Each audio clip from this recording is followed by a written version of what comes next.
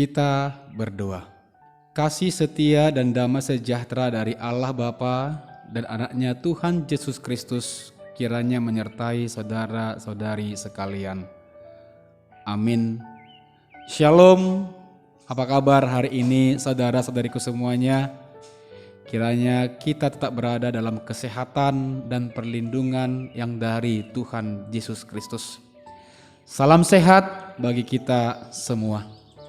Berjumpa kembali di dalam renungan harian kita pada hari ini Senin 17 Mei 2021, yaitu tertulis di kitab Yohanes 16 ayat 7 yang berbunyi, "Namun benar yang kukatakan ini kepadamu adalah lebih berguna bagi kamu jika aku pergi. Sebab jikalau aku tidak pergi, penghibur itu tidak akan datang kepadamu.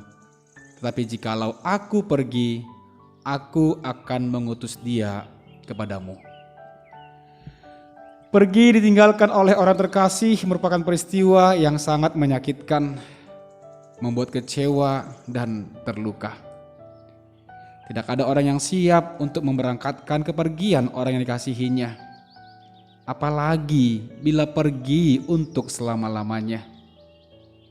Malah ada orang yang berharap bahwa seseorang yang telah pergi itu diharapkan datang kembali, entah hanya datang dalam mimpi atau melalui rupa orang lain. Ada sebuah syair lagu Batak terkini berjudul Satokin Dinipiki yang menceritakan tentang kerinduan anak pertama untuk bertemu kembali dengan ayahnya. Ro maho amang Satokin Dinipiki asa hupasahat nadirohaki haul awamong Satokin pe dinipiki asa sobusi holhu jala apusma iluki. Demikian penggalan syairnya. Yesus berpesan kepada para muridnya bahwa tidak lama lagi ia harus meninggalkan para murid dan umat percaya lainnya.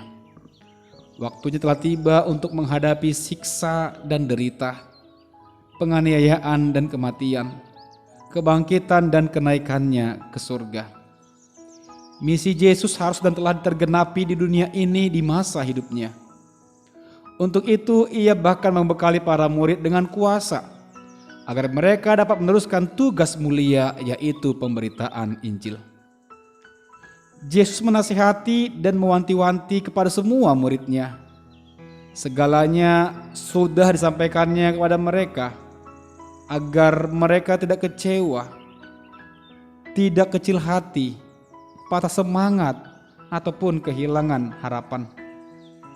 Namun mereka semua tetap bersukacita dalam nama Tuhan Yesus. Yesus mengatakan kepada mereka bahwa lebih berguna bagi mereka jika Tuhan Yesus pergi dan meninggalkan mereka. Kalau dia tidak pergi, maka Roh Penghibur tidak akan datang kepada mereka. Namun jika Tuhan pergi, maka dia akan mengutus Roh Penghibur segera untuk menemani umatnya. Tuhan Yesus menjelaskan bahwa kalau Roh Penghibur datang, maka ia akan memiliki banyak pekerjaan. Di antaranya menginsafkan dunia, memberitakan kebenaran, dan memberitahukan penghakiman orang-orang berdosa dan pekerjaan-pekerjaan lainnya. Mengapa hal itu terjadi? Karena mereka tidak percaya kepadanya. Soal menginsafkan dunia, sejak jatuh ke dalam dosa, Taman Eden manusia terus dibelenggu oleh dosa. Hubungan antara manusia dengan Allah Pencipta kian retak dan tidak harmonis. Manusia yang penuh dengan dosa semakin jauh meninggalkan Tuhan. Karenanya Roh Penghibur yang membawa misinya yang utama, yaitu menginsafkan manusia dari dosa. Dengan kuasa, hikmat dan akal budi yang dari Allah, Roh Kudus akan mendidik, mengajar, menasehati, membimbing dan mengarahkan orang berdosa agar menyadari bahwa buah dosa adalah maut. Supaya orang berdosa berbalik pada Allah dengan doa, pujian, ucapan syukur, penyembahan, persembahan, pemuliaan dan pelayanan firman-Nya. Firman Tuhan begitu jelas menyatakan bahwa Dia datang bukan untuk memanggil orang benar, tapi untuk menginsafkan orang-orang berdosa supaya bertobat. Memberitakan kebenaran. Yohanes 16 ayat 13 mengatakan, tetapi apabila Ia datang, yaitu Roh kebenaran, Ia akan memimpin kamu ke dalam seluruh kebenaran. Sebab Ia tidak akan berkata-kata dari diri sendiri, tetapi segala sesuatu yang didengarnya, itulah yang akan dikatakannya. Dan Ia akan memberitakan kepadamu hal-hal yang akan datang. Firman Tuhan menyatakan bahwa apabila Roh kebenaran datang, maka Ia akan memimpin kita dalam segala kebenaran. Ia mengatakan semua kebenaran itu bukan karena keinginannya sendiri. Kebenaran yang disampaikan adalah kebenaran hakiki, yaitu kebenaran yang didengar dan dilihatnya karena kuasa Allah. Roh Kudus mengingatkan kita bahwa Allah itu adalah roh. Karenanya siapapun yang menyembah Dia, maka ia harus menyembah dalam roh dan kebenaran. Memberitahukan penghakiman. Yohanes 16 ayat 11 menyatakan akan penghakiman karena penguasa dunia ini telah dihukum. Apabila dia menghakimi, maka penghakimannya adalah benar, karena dia tidak melakukannya sendiri. Dia melakukannya bersama Allah Bapa yang mengutusnya. Pada waktunya, yaitu pada waktu yang ditentukan Allah, kita dapat melihat suatu bukti tentang keadilan penghakiman yang dilakukan Allah Bapa, yaitu suatu penghakiman yang penuh dengan keadilannya, sehingga melayakkan kita menjadi warga kerajaan sorga. Kita dan semua orang yang sekarang menderita karena Dia dan firman-Nya akan dianugerahinya bagian kehidupan kekal yang penuh dengan damai sejahtera di dalam kerajaan-Nya. Dan pekerjaan-pekerjaan roh lainnya, Roh Kudus bekerja untuk memuliakan nama Tuhan, memberitakan Injil Tuhan dan menolong kita dan semua orang percaya untuk lebih takut akan Tuhan. Sejatinya, Roh Kudus sudah bekerja terlalu banyak bagi kita. Tampaknya kita mengalami kesulitan untuk mengidentifikasi pekerjaan roh penghibur di sepanjang hidup kita.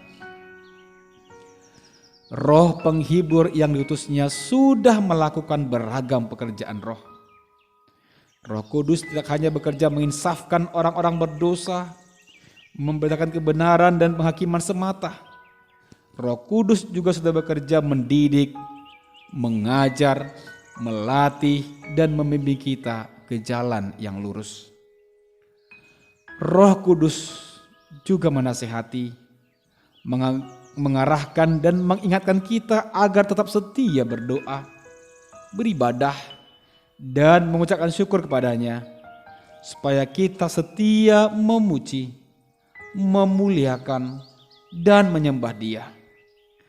Agar kita setia memberi persembahan dan melakukan pelayanan firman-Nya.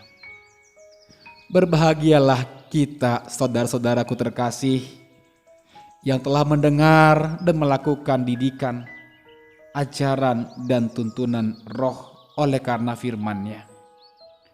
Berbahagialah kita yang percaya kepada pengadilan penghakiman Allah, karena Dia yang berkuasa menyatakan bahwa kita layak menjadi warga kerajaan Allah pada waktunya kelak. Berbahagialah kita yang senantiasa setia berdoa, bersekutu, mengucap syukur, memuji, memuliakan dan melayani Dia, karena Dia telah menyediakan bagian hidup kekal dan damai sejahtera di bumi seperti di sorga. Amin. Tuhan memberkati kita semuanya. Kita berdoa. Kami bersyukur ya Tuhan buat firman-Mu pada hari ini. Tolong kami agar menerima roh penghibur-Mu itu, supaya kami diinsafkan akan kesalahan dan dosa kami, sehingga kami mampu berubah dan bertobat menuju ke arah Kristus. Biarlah roh penghibur-Mu semakin menghibur dan meneguhkan iman kami yang goyah, menguatkan dan memperkokoh umat-Mu untuk terus mewartakan kabar sukacita bagi mereka yang susah dan gelisah. Biarlah roh-Mu menyala-nyala bagi semua umat, agar kami semakin gigih bekerja dan melayani Engkau hari ini, esok, sampai selama-lamanya. Amin.